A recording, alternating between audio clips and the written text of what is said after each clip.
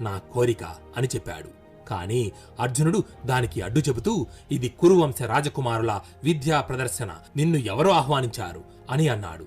దానికి కర్ణుడు, ఇది వీరులందరికీ చెందిన విద్యా ప్రదర్శన, ఇక్కడికి రావడానికి ఎవరి అనుమతి తీసుకోవలసిన అవసరం లేదు, వీరులెవరైనా సరే ఇక్కడికి రావచ్చు అని అన్నాడు.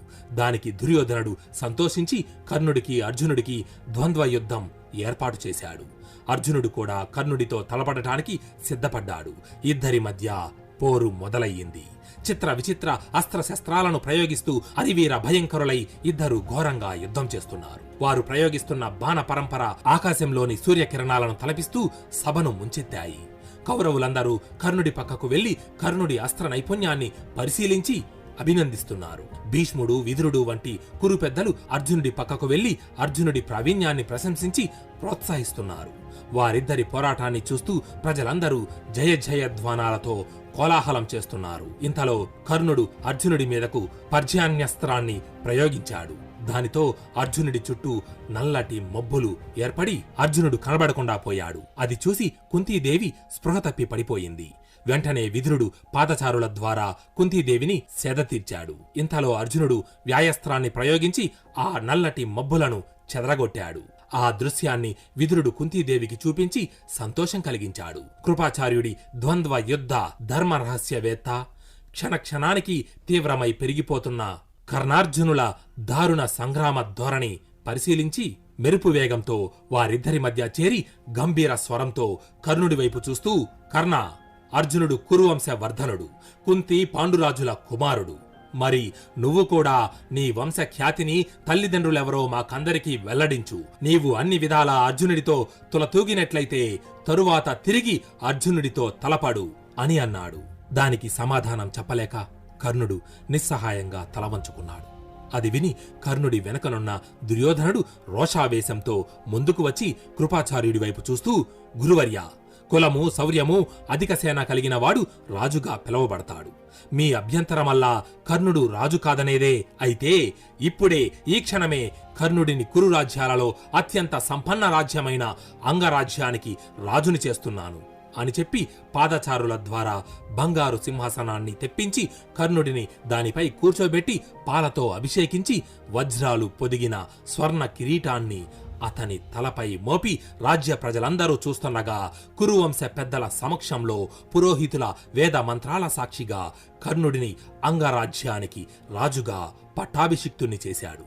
దుర్యోధనుడు చూపిన ఆదరణకు కర్ణుడి కళ్ళలో నీళ్లు తిరిగాయి. సింహాసనం మీద నుంచి పైకి లేచి దుర్యోధనుడి వైపు కృతజ్ఞతతో చూస్తూ, రాకుమారా, మీతో అనువంతైన సంబంధం లేని నన్ను ఒక రాజ్యానికి రాజును చేసి గౌరవం కల్పించారు. మీ రుణం ఎలా తీర్చుకోగలను అని అన్నాడు. దానికి దుర్యోధనుడు, నాకు నీ మైత్రి తప్ప మరేమీ వద్దు, నాతో స్నేహం చెయ్యి అని కోరాడు. దానికి కర్ణుడు ఆనందంతో దుర్యోధనుడి వైపు చూస్తూ, ఇప్పటి నుంచి నా శక్తి సామర్థ్యాలను, నా జీవితాన్ని మీకు అంకితం చేస్తున్నాను. మీరిచ్చే ప్రతి ఆదేశాన్ని ఎదురు చెప్పకుండా పాటిస్తాను. మంచి చెడులలోనూ కష్ట సుఖాలలోనూ మీకు తోడుగా ఉంటాను. నా ప్రాణం పోయేంత వరకు మీకు కవచమై మీ ముందు రక్షణగా నిలబడతాను అని వాగ్దానం చేశాడు. కర్ణుడి మాటలకు దుర్యోధనుడు ఆనందంతో ప్రేమగా కౌగిలించుకున్నాడు. ఇదంతా తెలుసుకుని కర్ణుడి తండ్రి అతిరథుడు అక్కడికి వచ్చాడు. తండ్రి రాకను గమనించిన కర్ణుడు వినయంగా తండ్రికి ప్రణామం చేశాడు. అది చూసిన భీముడు కర్ణుడు సూతపుత్రుడని గ్రహించి కర్ణుడి వైపు చూస్తూ అవహేళనగా అంటూ నవ్వి, సూతపుత్రుడివైన నీవు రథం నడుపుకోక నీకు అర్జునుడితో పోటీ ఏంటి? అదీగాక క్షత్రియులు అనుభవించదగ్గ అంగరాజ్యానికి నీవు అర్హుడవు కాదు అని అన్నాడు. దానికి కర్ణుడు సమాధానం చెప్పక బాధతో తల వంచుకొని నిలబడి ఉండిపోయాడు. అప్పుడు దుర్యోధనుడు ఆక్రోశంగా భీముడి వైపు చూస్తూ, భీమా, నీవు ఈ విధంగా మాట్లాడటం భావ్యమా? నదులు పర్వతాలు ఎక్కడ పుట్టాయని ఎవరైనా అడుగుతారా? ఇంతటి తేజోశాలి సూతకులంలో పుడతాడా? దేవేంద్రుడి వజ్రాయుధం దదీచి మహర్షి వెన్నెముక నుంచి ఆవిర్భవించలేదా? పరమశివుడి కుమారుడు రెల్లు పొదలలో జన్మించలేదా? ఉత్తమ క్షత్రియులందరూ బ్రాహ్మణులకు పుట్టలేదా? మన గురువు ద్రోణాచార్యుడు మట్టికుండలో జన్మించలేదా? అంతవరకు ఎందుకు? మీ పుట్టుకలు ఎలాంటివో తెలియదా? కాబట్టి రాజ్యార్హతకు కర్ణుడి పుట్టుకతో పనిలేదు. కర్ణుడు సహజ కవచకుండల మండితుడు, దివ్య లక్షణ తేజో సంపన్నుడు. మహాపురుషులకు తప్ప సామాన్యులకు ఇటువంటి దివ్య చిహ్నాలు ఎక్కడివి?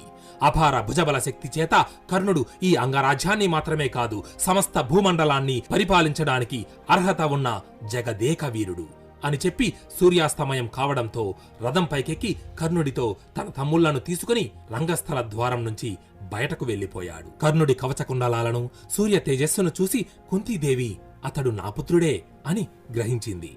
కాని ఆ విషయం బయట పెట్టలేక ఈనాళ్లకు తన పుత్రుడికి రాజ్యం దక్కిందని ఆనందించింది. అయితే ఇంతలోనే తన పుత్రులు ఒకరికొకరు శత్రువులయ్యారని గ్రహించి బాధపడింది కూడా. ఆ రోజు రాత్రి కొన్ని కోట్ల దీపాల కాంతుల వెలుగుల మధ్య కర్ణుడు తన రథంపై వాటిని మించిన కాంతితో ప్రకాశిస్తూ దుర్యోధనుడితో కలిసి రాజభవనానికి చేరుకున్నాడు. చాలా మంది దుర్యోధనుడు కర్ణుడి శక్తి సామర్థ్యాలను, కవచకుండలాలను చూసి తన లాభం కోసం మాత్రమే అతనితో స్నేహం చేశాడు అని అంటారు. కర్ణుడు కూడా అర్జునుడిపై పగ సాధించడానికి దుర్యోధనుడితో జతకట్టాడు అని కూడా అంటారు. అది నిజమే కావచ్చు. కాని తరువాత కాలంలో వారిద్దరి మధ్య స్నేహం నిజమైన ప్రాణ స్నేహంగా మారుతుంది. ఎందుకంటే పాండవులను లక్క ఇంట్లో పెట్టి దహనం చేసినప్పుడు లోకమంతా పాండవులు చనిపోయారు అనుకుంటుంది. నిజానికి అప్పుడు దుర్యోధనుడికి కర్ణుడితో అవసరం తీరిపోతుంది. కాని దుర్యోధనుడు కర్ణుడిని విడిచిపెట్టలేదు. రాజ్యం వెనక్కి తీసుకుని పొమ్మని అననూ లేదు. తన దగ్గరే పెట్టుకుని గౌరవించాడు. కర్ణుడు కూడా కుంతీదేవి తన తెల్లని, పాండవులు తన సోదరులని తెలిసినా దుర్యోధనుడిని విడిచిపెట్టలేదు. తన ప్రాణం పోయేంత వరకు దుర్యోధనుడి పక్షానే నిలబడ్డాడు. అందుకనే అంటారు, జీవితంలో కృష్ణ కర్ణుల వంటి ఇద్దరు స్నేహితులు ఉండాలి అని. ఒకరు ఎప్పుడూ మన వెంటే ఉండి మనల్ని మంచి మార్గంలో నడిపిస్తారు. ఇంకొకరు మనం చెడు మార్గంలో ఉన్నా మనల్ని విడిచిపెట్టక తోడుగా నిలుస్తారు అని. ఆ మరుసటి రోజు ఉదయం ద్రోణాచార్యుడు తన శిష్యులందరినీ ఓ చోట సమావేశపరిచి వారందరి వైపు చూస్తూ, రాకుమారులారా, మీ విద్యాభ్యాసం పూర్తయింది. నేను మీకు అపార జ్ఞానాన్ని, అత్యంత శక్తివంతమైన అస్త్రశస్త్రాలను ప్రసాదించి మిమ్మల్ని ఈ విశ్వంలోనే గొప్ప వీరులుగా తీర్చిదిద్దాను. కాని గురుదక్షిణ చెల్లించకుండా నేర్పిన విద్య సంపూర్ణం కాదు అని అన్నాడు. అది విన్న రాకుమారులందరూ వినయంగా గురువుకి నమస్కరించి, మీ కోరిక ఏమిటో చెప్పండి గురుదేవా, తీరుస్తాము అని అన్నారు. అది విన్న ద్రోణుడికి గతంలో ద్రుపదుడు పేదరికం కారణంగా తనని అవమానించిన సంఘటన గుర్తుకు వచ్చింది. వెంటనే ద్రోణుడు తను కూర్చున్న ఆసనం మీద నుంచి పైకి లేచి నిప్పులు కక్కుతున్న కళ్లతో రాకుమారుల వైపు చూస్తూ గంభీర స్వరంతో, మహావీరులారా, ఐశ్వర్య మదంతో కన్నుమిన్ను గానక ఆనాడు నన్ను అనేక విధాలుగా దుర్భాషలాడి అవమానించిన ఆ పాంచాలాధీశుడు ద్రుపదుడి గర్వం అణచి బంధించి నా వద్దకు తీసుకురండి. అదే మీరు నాకిస్తున్న గురుదక్షిణ అని అన్నాడు.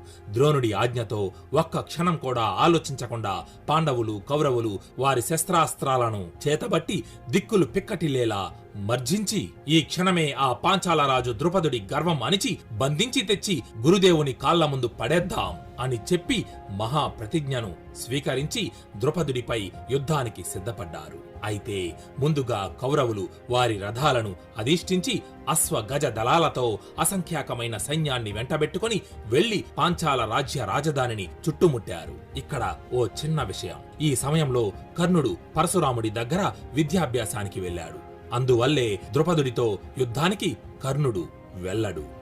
కాని పాండవులు మాత్రం ద్రోణుడి రథాన్ని అనుసరిస్తూ పాంచాలానికి వెళ్తున్నారు. ఇంతలో అర్జునుడు తన రథాన్ని కొద్దిగా ముందుకు పోనిచ్చి గురువుగారి పక్కన వెళ్లి, గురుదేవా, కౌరవులు పాంచాల రాజ్య ముఖ్య నగరాన్ని చుట్టుముట్టారు.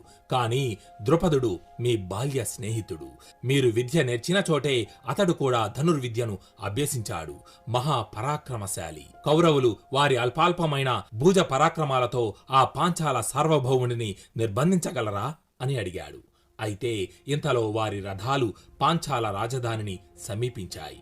కాని అప్పటికే గాంధారి పుత్రులైన దుర్యోధనుడు, యుయుత్సుడు, దుశ్శాసనుడు, వికర్ణుడు ద్రుపద సైనికులతో యుద్ధం చెయ్యడం ప్రారంభించారు. వెంటనే పాంచాల రాజ్య సైనికులు ద్రుపదుని సభలోకి ప్రవేశించి, మహారాజా, హస్తినాపుర రాకుమారులు మన రాజ్యంపై దండెత్తి వచ్చారు అని జరిగిన విషయమంతా చెప్పారు. అది విని మండిపడ్డ ద్రుపదుడు వెంటనే తన సింహాసనంపై నుంచి పైకి లేచి, సేనాధిపతి, వెంటనే మన సైన్యాన్ని యుద్ధానికి సిద్ధం చెయ్యండి. ఈ రోజు హస్తినాపురికి పాంచాల పౌష్యాన్ని పరిచయం చేద్దాం అని చెప్పి అశ్వ గజ రథ దళాలను తీసుకుని అపార సైన్యంతో రథంపై రంగభూమిలోకి ప్రవేశించి ద్రుపదుడు కౌరవ సైన్యాన్ని తునాతునకలు చెయ్యడం ప్రారంభించాడు. కొండపై పడుతున్న వర్షపు చినుకుల్లా తన బాణ సమూహంతో కౌరవ సైన్యాన్ని అతలాకుతలం చేస్తున్నాడు. పాంచాల సైనికులు కత్తి, డాలు పట్టుకొని కౌరవ సైన్యంపై విరుచుకుపడి రంగభూమిలో వీరవిహారం చేస్తున్నారు. దానికి కౌరవులు ఏమాత్రం భయపడక ద్రుపదుడి అస్త్రాలను నిర్వీర్యం చేస్తూ ఎన్నో నిశిత శస్త్రాలను, పదునైన బాణాలను కుప్పలు కుప్పలుగా సంధిస్తున్నారు. కౌరవ సైన్యం కూడా విజృంభించి ఇంతకు ముందు కన్నా అత్యధిక పరాక్రమంతో యుద్ధం కొనసాగిస్తున్నారు.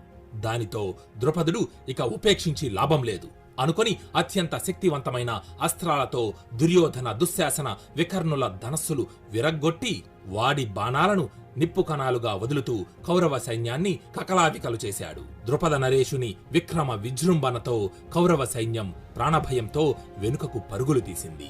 దానితో అర్జునుడు తన రథాన్ని కొంచెం ముందుకు పోనిచ్చి భయంతో వెనక్కి పారిపోతున్న సైన్యాన్ని వారిస్తూ, మహాసేన, భయపడకండి, మీకు ఎటువంటి హాని కలగనివ్వను. కనురెప్ప కాలంలో ఆ ద్రుపదుని జయించి వాడి పెడరెక్కలు విరిచి బంధించి తీసుకువస్తాను. ఎక్కడివారు అక్కడే ఆగిపోండి అని ఆదేశించి ముందుగా గురువు ద్రోణుడికి, సోదరుడు యుధిష్ఠరుడికి ప్రణామం చేసి ధనస్సు చేతబట్టుకొని రథం పైకెక్కి ద్రుపదుడితో యుద్ధానికి బయలుదేరాడు అర్జునుడు.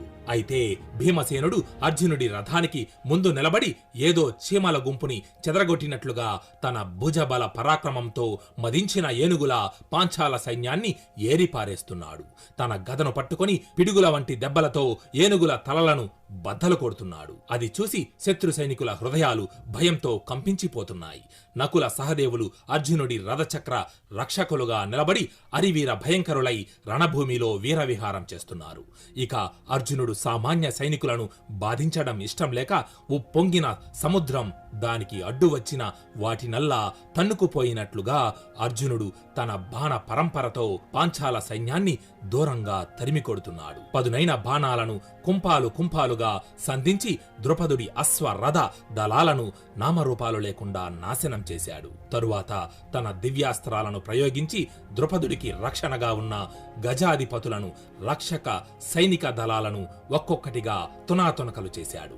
దానితో ద్రుపదుని సోదరుడైన సత్యజితుడు అడ్డుగా ఉన్న సైన్యాన్ని దాటుకొని ముందుకి వచ్చి 100 పదునైన బాణాలను ఒక్కసారిగా అర్జునుడి శరీరంపై సంధించాడు. కాని అర్జునుడు ఆ బాణాలను మధ్యలోనే తుంచి ఒకే బాణంతో సత్యజితుడి ధనస్సుని విరగ్గొట్టాడు. అది చూసిన ద్రుపదుడు కొదమసింహంలా అర్జునుడిపై విరుచుకుపడి అర్జునుడితో ఘోర సంగ్రామం ప్రారంభించాడు. నిరంతర బాణ ప్రయోగం చేస్తూ తన ధనస్సును ఒక చక్రంలా తిప్పుతూ శత్రు భీకరుడై కాలయముడిలా విజృంభించాడు.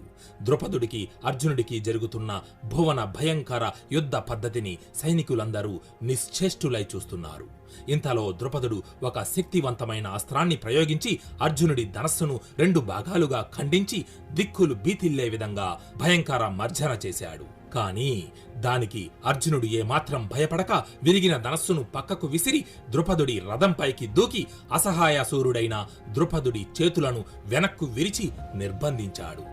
దానితో ద్రుపద సైన్యాలలో హాహాకారాలు చెలరేగి రంగభూమి అంతటా ప్రతిధ్వనించాయి. తరువాత ద్రుపదుడిని అర్జునుడు తన రథచక్రం యొక్క పైభాగంపై తాళ్లతో కట్టి బంధించి తీసుకువెళ్లి ద్రోణుడి పాదాల ముందు పడవేసి వినయంగా గురువుకి గురుదక్షిణ చెల్లించాడు. ఓడిపోయి నిస్సహాయంగా తన ముందు నేలపై పడి ఉన్న ద్రుపదుడి వైపు చూస్తూ ద్రోణుడు పెద్దగా అంటూ నవ్వి, ఏమిటి పాంచాల సార్వభౌమా, ఇలా నేల మీద పడి ఉన్నారే? మీ గర్వం అణిగి ఇప్పటికైనా మేము ఎవరో గుర్తుకు వచ్చామా అని అపహాస్యం చేసి అనేక విధాల మాటలతో అవమానించి అతడి కట్టు విడిపించి వదిలేశాడు. కాని ద్రోణుడు ద్రుపదుడికి ఏమాత్రం హాని కలిగించలేదు.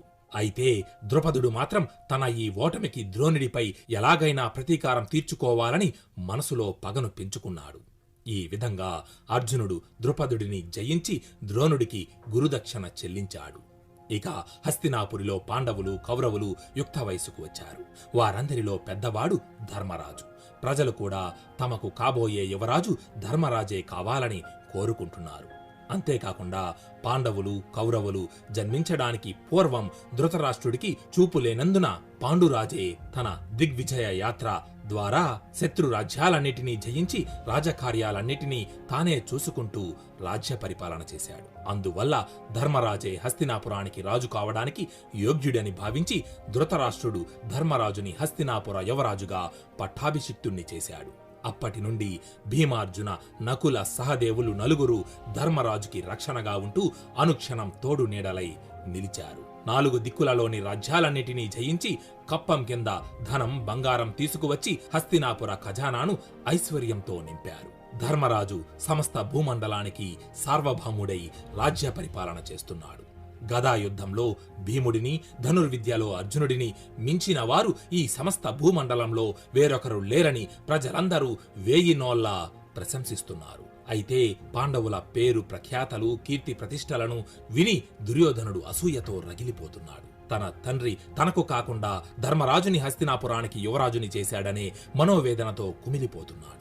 ఇలా అంతర్మదనంతో తన ఆంతరంగిక మందిరంలో బాధపడుతూ కూర్చుని ఉండగా ఇంతలో వెనుక నుంచి ఓ చెయ్యి వచ్చి దుర్యోధనుడి భుజంపై పడింది. వెంటనే దుర్యోధనుడు వెనక్కు తిరిగి చూశాడు. ఆ చెయ్యి మరెవరిదో కాదు, కర్ణుడిది. కర్ణుడు దుర్యోధనుడి వైపు చూస్తూ, చింతించకు మిత్రమా, నేను పరశురామ ప్రభు వద్ద ధనుర్విద్యను అభ్యసించి వస్తున్నాను. ఆయన ఆశీర్వాదంతో ఎన్నో దివ్యాస్త్రాలను బ్రహ్మాస్త్రాన్ని సొంతం చేసుకున్నాను. ఇప్పుడే పాండవులతో యుద్ధాన్ని ప్రకటించు. వారిని మాత్రమే కాదు, ఈ సమస్త భూమండలాన్ని జయించి నిన్ను ఈ బ్రహ్మాండానికంతటికీ ఏకైక చక్రవర్తిని చేస్తాను అని అన్నాడు. కర్ణుడి మాటలతో దుర్యోధనుడిలోని మనోవేదన తొలగి ఆనందంతో అతడి ముఖం వెల్లివిరిసింది. అయితే కర్ణుడిని దుర్యోధనుడు అంగరాజ్యానికి రాజును చేసిన తరువాత పరశురామ ప్రభు మహేంద్రగిరి పర్వతంపై ఉన్నాడని తెలుసుకొని బ్రహ్మాస్త్రాన్ని పొందడం కోసం కర్ణుడు తన రథంపై పరశురాముడి దగ్గరకు బయలుదేరాడు. కర్ణుడు మహేంద్రగిరి పర్వతంపైకి చేరుకోగానే అక్కడ తన కంటికి పులి చర్మాన్ని నడుముకి కట్టుకుని గండ్రగొడ్డలిని వీపుకు తగిలించుకుని వజ్రం కన్నా దృఢమైన శరీరంతో ఒక బండరాతిపై కూర్చుని తపస్సు చేస్తూ పరశురాముడు కనిపించాడు. వెంటనే కర్ణుడు తన రథంపై నుంచి కిందికి దిగి నడుచుకుంటూ పరశురాముడి దగ్గరకు వెళ్లి వినయంగా ఆయనకు ప్రణామం చేశాడు. వెంటనే పరశురాముడు తన కనులు తెరచి తన ముందు నిలబడి ఉన్న కర్ణుడి వైపు చూస్తూ, ఎవరు పుత్రా నీవు?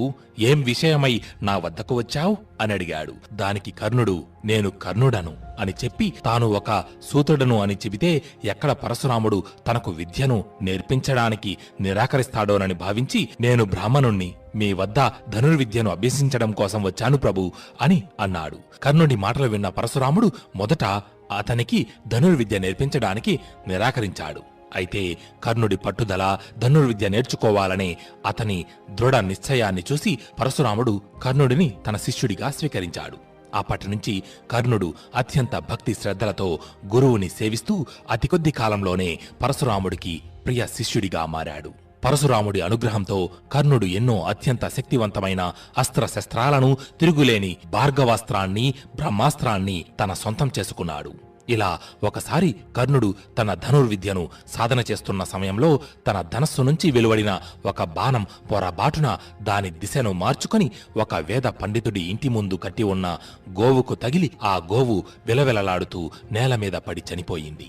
ఆ గోవు అరుపులు విని ఇంటిలో నుండి బయటకు వచ్చిన ఆ వేద పండితుడు చనిపోయి నేల మీద పడి ఉన్న గోవుని చూసి బాధపడుతూ ఎదురుగా ధనుర్బాణాలను పట్టుకొని నిలబడి ఉన్న కర్ణుడి వైపు కోపంగా చూస్తూ, నువ్వు వేసిన బాణం తగిలి ఎలాగైతే నా గోవు చిత్రవద అనుభవిస్తూ చనిపోయిందో అలాగే నువ్వు యుద్ధం చేస్తున్న సమయంలో నీ రథచక్రం భూమిలో కూరుకుపోయి అయిన వాళ్ళెవరూ తోడులేక బిక్కుబిక్కుమంటూ నిస్సహాయ స్థితిలో మరణిస్తావు అని శపించాడు. వెంటనే కర్ణుడు ఆ పండితుని వైపు చూస్తూ, మహాత్మా, నేను ఇది కావాలని చేసిన పని కాదు, నన్ను క్షమించి మీరిచ్చిన శాపాన్ని వెనక్కు తీసుకోండి. మీకు ఈ గోవుకు బదులుగా 1000 గోవులను 1,00,000 స్వర్ణ ముద్రికలను ఇస్తాను అని ఎన్నో విధాలుగా ప్రాధేయపడ్డాడు. కాని కర్ణుడి మాటలకు ఆ పండితుడి మనస్సు కరుగలేదు. తన శాపాన్ని వెనక్కు తీసుకోలేదు. దానితో కర్ణుడు దుఃఖించిన మనసుతో తిరిగి వెనక్కు వెళ్లిపోయాడు. పరశురాముడి దగ్గర కర్ణుడి విద్యాభ్యాసం పూర్తి కావచ్చింది. అయితే ఒకసారి విద్యాభ్యాస సమయంలో అలసట కారణంగా పరశురాముడు కర్ణుడితో, పుత్రా, కర్ణ, కాసేపు విశ్రాంతి తీసుకుని తిరిగి అభ్యాసం ప్రారంభిద్దాం అని చెప్పి ఓ చెట్టు క్రింద నేల మీద తన తలపెట్టి పడుకోబోతుంటే అది చూసిన కర్ణుడు ఆయనతో వినయంగా, గురుదేవా, నా ఒడిలో తలపెట్టుకుని విశ్రమించండి అని అన్నాడు. దానితో కర్ణుడు చెప్పినట్టుగానే పరశురాముడు కర్ణుడి తొడపై తన తలను పెట్టి పడుకున్నాడు. అయితే ఇంతలో ఒక భయంకరమైన కీటకం ఒకటి కర్ణుడి తొడ కిందకు చేరి అతని తొడను ముక్కలు ముక్కలుగా పీకుతూ తొడకు రంధ్రం చెయ్యడం మొదలుపెట్టింది. కాని గురువుగారి నిద్రకు భంగం కలగకూడదని భావించి ఎంత నొప్పి వస్తున్నా కర్ణుడు ఆ నొప్పిని అలాగే భరించాడు. అయితే ఆ కీటకం విపరీతంగా కొరకడంతో కర్ణుడి తొడ నుంచి రక్తం ప్రవహించి ఆ రక్తం నేలపై పారి పరశురాముడి తలను తాకింది. దానితో పరశురాముడికి మెలకువ వచ్చి పైకి లేచి చూశాడు. పరశురాముడి చూపులతో ఆ కీటకానికి శాప విమోచనం కలిగి ఒక రాక్షస రూపాన్ని ధరించి పరశురాముడికి ప్రణామం చేసి, ధన్యుడను మహాత్మా, నేను గ్రస్తుడు అనే రాక్షసుడిని. పూర్వం భృగమహర్షి భార్యను అపహరించి ఆయన శాపానికి గురై ఇలా కీటకంగా మారాను. నేడు అమృత సమానమైన మీ పవిత్ర వీక్షణలతో నాకు శాప విమోచనం కలిగింది ప్రభు అని చెప్పి ఆ రాక్షసుడు అక్కడి నుంచి వెళ్ళిపోయాడు. తరువాత పరశురాముడు కర్ణుడి వైపు, అతడి తొడకు అయిన గాయం వైపు చూసి, కర్ణ, నిజం చెప్పు, ఎవరు నీవు? ఇప్పుడు నీవు చూపిన ఓర్పు, సహనం బ్రాహ్మణులకు తగినది కాదు. ఎవరు నువ్వు అని ప్రశ్నించాడు. దానికి కర్ణుడు, నేను సుతపుత్రుడను అని సమాధానమిచ్చాడు. కర్ణుడి సమాధానానికి పరశురాముడి కంట్లో నిప్పులు కురిశాయి. మహావేశంతో కర్ణుడి వైపు చూస్తూ, నువ్వు నాతో బ్రాహ్మణుడు అని చెప్పి నన్ను నమ్మించి మోసం చేసి నా దగ్గర అస్త్ర విద్య నేర్చుకున్నావు. నన్ను మోసం చేసి నా దగ్గర నేర్చుకున్న విద్య నీకు పనికి రాకుండా పోతుంది అని కర్ణుడిని శపించాడు. అప్పుడు కర్ణుడు పరశురాముడితో వినయంగా, గురుదేవా, నేను ధనుర్విద్య నేర్చుకోవాలి అన్న కోరికతో మీకు అబద్ధం చెప్పానే తప్ప మిమ్మల్ని మోసం చెయ్యడం నా ఉద్దేశం కాదు. నన్ను క్షమించండి అని ప్రాధేయపడ్డాడు. కర్ణుడి మాటలు విన్న పరశురాముడికి కర్ణుడు తనపై చూపిన భక్తి శ్రద్ధలు, సేవాభావం గుర్తుకు వచ్చి ఆయనలోని కోపం చల్లారింది. ఓదార్పు కళ్ళతో కర్ణుడి వైపు చూస్తూ, పుత్రా, కర్ణ, నేను నీకిచ్చిన శాపం తిరుగులేనిది. నేను దానిని వెనక్కు తీసుకోలేను. కాని ఈ శాపం నీ జీవితంలోని సంకట సమయంలో మాత్రమే ఫలిస్తుంది అని చెప్పి తన చెయ్యి పైకెత్తి ఒక మంత్రాన్ని స్మరించాడు. ఆ మంత్రం స్మరించగానే పరశురాముడి చేతిలో ఒక దివ్య ధనస్సు ప్రత్యక్షమయ్యింది. ఆ ధనస్సును పరశురాముడు కర్ణుడికి ఇస్తూ, కర్ణ, ఇది విజయధనస్సు. ఇది ఎవరి చేతిలో ఉంటే వారికి విజయమే తప్ప పరాజయం ఉండదు. తీసుకోపుత్రా అంటూ కర్ణుడికి పరశురాముడు విజయధనస్సును అందించాడు. కర్ణుడు విజయధనస్సుని స్వీకరించి అక్కడి నుంచి తిరిగి హస్తినాపురానికి చేరుకున్నాడు. హస్తినాపురిలో ధర్మరాజుకి యువరాజ పట్టాభిషేకం జరగడం వల్ల దుర్యోధనుడు అంతులేని దుఃఖంతో తన మందిరంలో ఒంటరిగా కూర్చొని ఉన్నాడు. దుర్యోధనుడి మందిరంలోకి ప్రవేశించిన కర్ణుడు అది చూసి వెంటనే దుర్యోధనుడి దగ్గరకు వెళ్లి, మిత్రమా, నేను పరశురామ ప్రభు వద్ద అపారమైన అస్త్ర విద్యా సంపద పొంది వస్తున్నాను. ఇప్పుడు పాండవులపై యుద్ధాన్ని ప్రకటించు. వారిని ఓడించి నిన్ను ఈ హస్తినాపురానికి రాజుని చేస్తాను అని అన్నాడు. కాని తనకు పరశురాముడు ఇచ్చిన శాపం గురించి మాత్రం నిజాన్ని దాచాడు కర్ణుడు. సరిగ్గా అప్పుడే శకుని దుశ్శాసనుడితో సహా అక్కడకు వచ్చి దుర్యోధనుడితో, మేనల్లుడా, యుద్ధానికి ఇది సరైన సమయం కాదు. ప్రస్తుతం హస్తినాపురానికి యువరాజు యుధిష్ఠరుడు అనగా ధర్మరాజు. ఇప్పుడు గనుక యుద్ధం జరిగితే భీష్మ, ద్రోణ, కృపాచార్యులు పాండవులకు అండగా నిలుస్తారు. హస్తినాపుర సామంత రాజ్యాలన్నీ పాండవుల పక్షం వహిస్తాయి. కాబట్టి ఇప్పుడు మనకు కావలసింది యుద్ధం కాదు, పథకం. ఉపయోగించాల్సింది శక్తిని కాదు, బుద్ధిని అని చెప్పి దుర్యోధనుడికి శకుని తన పథకాన్ని వివరించి చెప్పాడు. అది విన్న దుర్యోధనుడి ఆనందానికి అవధులు లేవు. ఆ మరుసటి రోజు శకుని పథకంలో భాగంగా దుర్యోధనుడు ఒంటరిగా ధృతరాష్ట్రుడి మందిరానికి వెళ్ళాడు. దుర్యోధనుడి రాకను గమనించిన ధృతరాష్ట్రుడు, ఏమిటి పుత్రా ఇలా వచ్చావు అని అడిగాడు. దానికి దుర్యోధనుడు, పితృదేవా, మీరు యుధిష్ఠరుని హస్తినాపురానికి యువరాజుగా పట్టాభిషిక్తుణ్ణి చేసినప్పటి నుంచి రాజ్య ప్రజలందరూ యుధిష్ఠరుడి పేరు ప్రఖ్యాతలు కీర్తి ప్రతిష్టల గురించే మాట్లాడుకుంటున్నారు. మీ గురించి గాని మహితాత్ములు భీష్ముడి గురించి గాని అనువంతైనా పట్టించుకోవడం లేదు. వారి పొగడ్తలు ముల్లులా మారి నా మనసును చిత్రవద చేస్తున్నాయి. నాకు నిద్రాహారాలు రుచించడం లేదు. ఒక్క క్షణమైనా వృధా చేయక వెంటనే పాండవులను ఎలాగైనా ఇక్కడి నుంచి ఇంకెక్కడికైనా పంపించేయండి అని అన్నాడు. అది విన్న ధృతరాష్ట్రుడు, పుత్రా దుర్యోధన, నేను సకల వేదాలను, ధర్మశాస్త్రాలను, నీతి శాస్త్రాలను అభ్యసించాను. 1000 ఏనుగుల బలం గలవాడను. కాని చూపులేనందున స్వయంగా రాజకార్యాలను, బాధ్యతలను నిర్వర్తించలేను.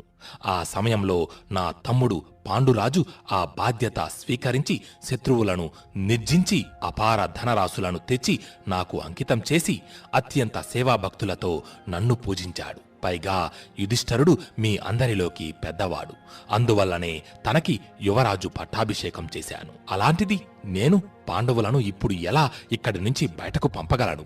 ఇది ఏమి ధర్మం? కురుపెద్దలెవ్వరూ దీనిని సహించరు అని చెప్పి దుర్యోధనుడు అడిగిన దానికి ధృతరాష్ట్రుడు నిరాకరించాడు. అప్పుడు దుర్యోధనుడు, పితృదేవా, హస్తినాపురానికి యుధిష్ఠరుడు రాజైతే తన వంశమే రాజ్య పరిపాలన చేస్తుంది. నేను నా సోదరులు జీవితాంతం వారి దయాదాక్షిణ్యాలపై ఆధారపడి అతి నీచమైన జీవితం అనుభవించాలి. అంతకంటే మరణించడం మేలు. కాబట్టి నేను చెప్పింది చెయ్యండి. కొంతకాలం పాండవులను వారణావర్తనానికి పంపండి. ఈలోపు నేను దాన ధర్మాలతో, సత్కార్యాలతో ప్రజలను సేవించి వారి మనస్సులను గెలుచుకుంటాను.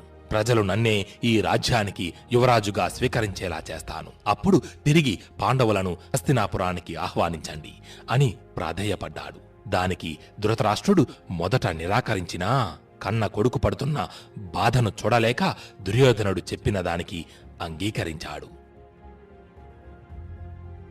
ఆ తరువాత దుర్యోధనుడు హస్తినాపుర రాజ మంత్రులందరినీ రహస్యంగా ఓ చోట సమావేశపరిచి వారి వైపు చూస్తూ, మహామంత్రులారా, మీరందరూ పాండవులకు వారణావర్తం యొక్క అందచందాలను, అపూర్వ విశేష సౌందర్యాలను తెలియజేస్తూ వారికి ఆ ప్రదేశంపై అంతులేని ఆసక్తిని కలిగించాలి. మీ మాటలు విని వారు వీలైనంత త్వరగా ఇక్కడి నుంచి వారణావర్తనానికి వెళ్లిపోవాలి. అలా జరిగేలా మీరే చూడాలి అని వారిని ఆజ్ఞాపించాడు. ఆ తరువాత నుంచి మంత్రులందరూ రాజసభలో ఏ ప్రస్తావన మొదలైనా దానిని వారణావర్తంతో ముడివేసి ఆ ప్రదేశంలోని అద్భుత ఉద్యానవనాలు, ప్రకృతి సౌందర్యాల గురించి గొప్పగా చెబుతూ అది ఒక భూలోక స్వర్గమంటూ పాండవుల ముందు మాట్లాడేవారు. దానితో పాండవులకు కొద్ది కొద్దిగా వారణావర్తంపై అమితమైన ఆసక్తి ఏర్పడింది. మరోవైపు దుర్యోధన, దుశ్శాసన, శకునులు ధృతరాష్ట్రుని మెదడులో గూడు కట్టుకుని మరీ పాండవులను వారణావర్తనానికి పంపమని ప్రేరేపిస్తున్నారు. దానితో ఓ రోజు సభలో ధృతరాష్ట్రుడు ధర్మరాజుతో, పుత్రా యుధిష్ఠరా, నీకు పట్టాభిషేకం జరిగినప్పటి నుంచి మీ 5 సోదరులు ఎన్నో యుద్ధాలు చేసి మీ భుజబల పరాక్రమాలతో శత్రురాజ్యాలన్నింటినీ రూపుమాపి ఈ హస్తినాపుర రాజ్య వైభవాన్ని ఎన్నో రెట్లు పెంపొందించారు. కాబట్టి కొంతకాలం మీకు విశ్రాంతి కలిగించాలని కోరుకుంటున్నాను. నువ్వు నీ సోదరులు కుంతీదేవిని తీసుకుని కొంతకాలం వారణావర్తనానికి విహారానికి వెళ్లి ఆనందంగా గడిపి తిరిగి హస్తినాపురానికి వచ్చి బాధ్యతలు స్వీకరించండి అని అన్నాడు. ధర్మరాజుకి ధృతరాష్ట్రుని యొక్క ఆంతర్యం అర్థం కాలేదు. కాని ధృతరాష్ట్రుని మాట కాదనలేక దానికి అంగీకరించాడు. ఈ విషయం తెలిసి తన పథకం ఫలించినందుకు దుర్యోధనుడు ఎంతగానో సంతోషించాడు. తనకు ఎంతో ఆప్తుడైన పురోచనుడు అనే మంత్రిని అతి రహస్యంగా కలిసి అతడితో, పురోచన, పాండవులు వారణావర్తనానికి ప్రయాణమవుతున్నారు. నువ్వు అతి శీఘ్రంగా నీ రథాన్ని అధిరోహించి వారికంటే ముందు అక్కడికి చేరుకొని ఒక శస్త్రశాల, మరికొన్ని విచిత్ర భవనాలను ఉద్భవింపచేయాలి. అంతేకాదు లక్క, సాలవృక్ష రసము, నెయ్యి, వివిధ తైలాలతో ఆయుధఘారానికి దగ్గరగా అత్యంత మనోహరమైన భవనాన్ని ఒకటి నిర్మించాలి. ఆ తరువాత పాండవులను అందులో ప్రవేశపెట్టి ఒకరోజు రాత్రి సమయాన ఆ లక్క ఇంటికి నిప్పు అంటించి ఆ పాండవులను పరలోకానికి సాగనంపాలి. ఇదంతా నువ్వు ఎటువంటి ఆటంకం కలగకుండా చేస్తే నేను ఈ ధరణీ మండలమంతటికీ ఏకైక చక్రవర్తిని అవుతాను. నీ జీవితాంతం నీకు ఎటువంటి లోటు లేకుండా సకల భోగాలను అందిస్తాను అని అన్నాడు. దుర్యోధనుడి ఆజ్ఞతో పురోచనుడు ఒక్క క్షణం ఆలస్యం చేయక వెంటనే వారణావర్తనానికి చేరుకుని లక్కగృహము తదితర భవనాలు అతి త్వరగా నిర్మింపజేశాడు. ఒక శుభముహూర్తాన యుధిష్ఠరుడు తన సహోదరులు, తల్లి కుంతీదేవితో పాటు వారి రథాలపై వారణావర్తనానికి బయలుదేరారు. ఈ వార్త విని హస్తినాపుర రాజ్య ప్రజలందరూ రోడ్లపై వేల సంఖ్యలో గుమికూడి వారిలో వారు ధృతరాష్ట్ర మహారాజు తన పుత్రులతో కలిసి ఏదో పథకం ప్రకారమే పాండవులను ఇక్కడి నుంచి పంపిస్తున్నారు. ఇది ఎంతటి అన్యాయమో కదా! యుధిష్ఠరుడే హస్తినాపురానికి తగిన యువరాజు. ఆయన లేని రాజ్యంలో మనం ఉండి నిరర్ధకం. వారు ఎక్కడ ఉంటే మనము అక్కడే ఉందాం అని అనుకొని ప్రజలందరూ పాండవుల రథాలను అనుసరించి వారి వెనుక పరుగులు పెడుతూ వెళ్తున్నారు. ఇది చూసిన యుధిష్ఠరుడు తన రథాన్ని ఆపి వారందరి వైపు చూస్తూ వారికి చేతులు జోడించి నమస్కరించి, మహాజ